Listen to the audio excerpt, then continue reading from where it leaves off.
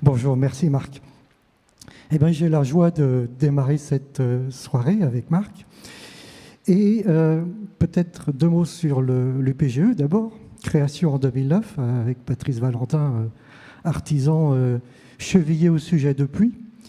C'est un réseau de professionnels qui représente peut-être, je ne sais pas si le chiffre est juste, mais peut-être les 3/4 du marché, 130 entreprises, et qui s'est constitué progressivement en groupe de travail, en groupe de réflexion. Alors ici, avec le groupe Île-de-France, que j'ai la chance d'animer depuis un an. Le précédent, c'était...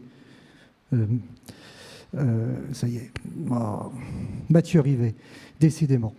Bien, le génie écologique, c'est quoi? En fait, c'est mettre au service de la restauration de la nature et de ses fonctionnements ce que nous savons de l'écologie, ce que nous croyons savoir, enfin en tout cas avec toute la prudence que nous devons avoir dans cette démarche. C'est aussi trouver tous les moyens de limiter les impacts de nos activités. La démarche d'écologue, c'est une démarche d'interface. Et on fait tout le temps des ponts entre les sujets que l'on traite et entre les gens avec lesquels on travaille. Et ça, c'est quelque chose qui est très intéressant, très enrichissant, c'est de travailler avec des métiers extrêmement différents. Et on est généralement dans une démarche transdisciplinaire avec des paysagistes. Pour ceux qui comprennent l'écologie, on a du boulot, mais c'est particulièrement notre boulot de le faire, avec des urbanistes, avec des gens qui s'occupent du bruit, de l'air, des économistes.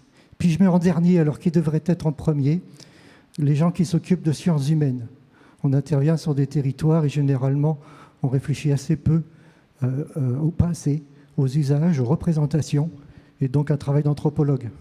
Pour un contournement autoroutier, on avait fait intervenir un anthropologue pour savoir comment l'indigène du coin comprenait son paysage et comment il fallait lui parler. Et je pense que c'est très important, c'est pour ça que j'assiste un petit peu sur le sujet.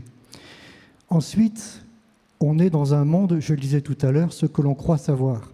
L'écologie, c'est vaste, c'est à la fois une discipline qui a un peu plus de 100 ans, puis en même temps, c'est quand même relativement récent, puis on fait des progrès considérables.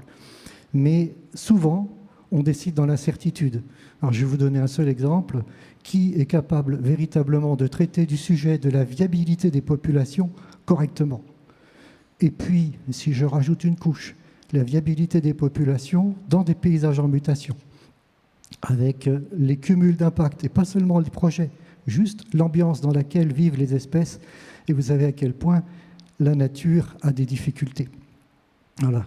Donc de l'humilité, ça impose aussi, quand l'on travaille avec les partenaires, beaucoup d'ouverture d'esprit, beaucoup de compréhension. C'est une partie intéressante du sujet aussi, de nos métiers.